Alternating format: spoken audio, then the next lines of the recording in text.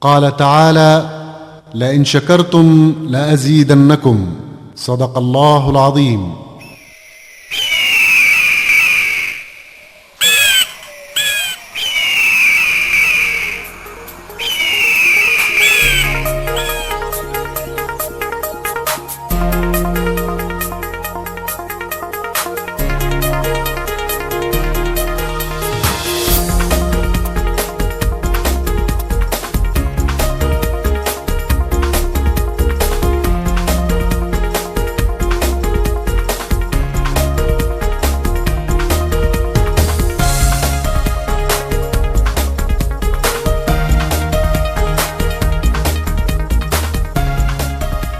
من هنا نبدأ الحكاية. من دار الناصر أو القصر كان التأسيس الأول للنادي في أواخر العام 1969. فريق النصر الذي يمثله شباب المدينة القديمة، وفريق القصر الذي يمثله طلبة القسم الداخلي، اجتمعوا، تناقشوا، تحاوروا، ثم اتفقوا على تكوين فريق واحد تحت مسمى الصقر، واستطاعوا انتزاع الاعتراف بالنادي من قبل المجلس الأعلى للشباب والرياضة في تعز آنذاك، لينضم الصقر إلى جانب فرق المدينة. فكانت الانطلاقة الحقيقية لنادي الصقر بعدد من الألعاب هي القدم، الطائرة، التنس، السلة، ونشط ثقافيا وتميز في ذلك على الكثير من أندية المدينة. تؤكد لنا هذه الصور من خلال هذا المقر مدى ولاء وإخلاص الأعضاء لهذا النادي، كما حصلوا على هذا الدكان من أحد المحبين للنادي، فاستخدم كمقر الإدارة ومخزن في نفس الوقت. لكن حلم الصقراويون كان أبعد من هذا. كانوا ينظرون إلى المستقبل ويعملون ليل نهار. قطعوا شوطا كبيرا حتى أتموا الحصول على هذه الأرضية في منتصف العام 75. هب أعضاء النادي ومحبوه ومؤسسوه وفرقه الرياضية ومدير مجلس الأعلى للشباب والرياضة في تلك الفترة والمسؤول عن الرياضة اليمنية ورجال كثير من الأندية الأخرى، هبوا جميعا لتسوير هذه الأرضية. فكانت المحطة الأولى التي مثلت حجر الزاوية في بناء نادي الصقر الحديث.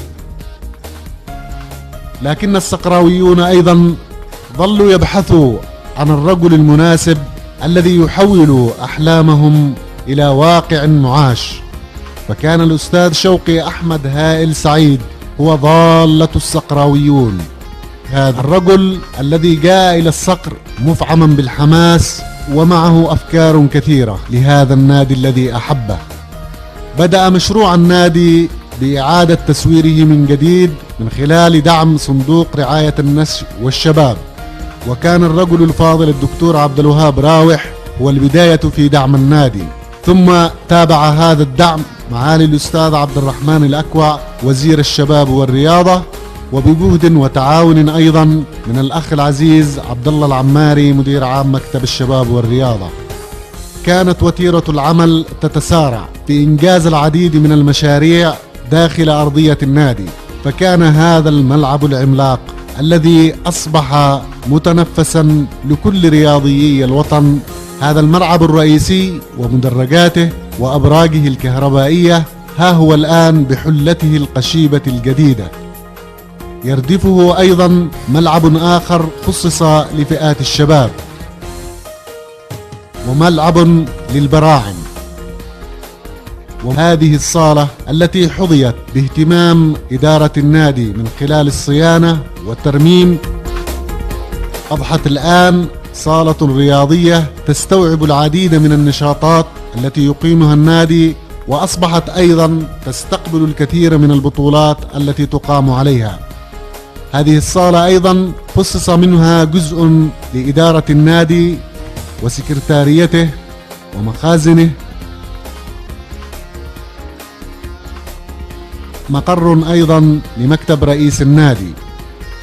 ومن هذه الصالة أيضا نستوعب نادي الصقر من خلال هذه الصور التي تحكي جزءا من تاريخه لكثير من الألعاب والفرق الرياضية.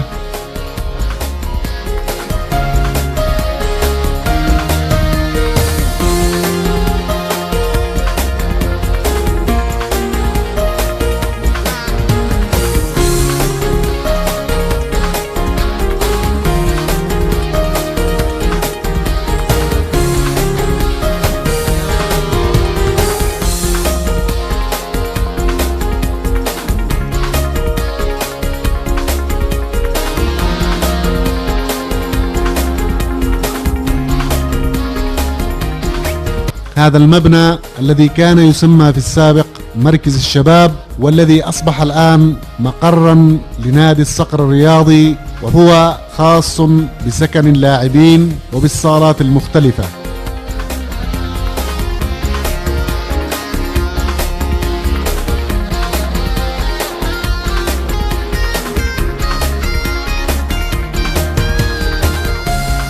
وهذه الحديقة هي أيضا من ضمن المكتسبات التي تحققت لنادي الصقر في عهد مؤسسه الأول. هذا هو نادي الصقر، قصة نجاح مستمر بهذه الجمعية العمومية التي أصبحت ركنا فاعلا من أركان البناء في هذا النادي، والتي تنتظم دورات انعقادها وتناقش فيها كل قضايا الصقر. الصقر بإدارته، الصقر بجمعيته العمومية، الصقر بأعضائه وبمحبيه، ستستمر قصة نجاحه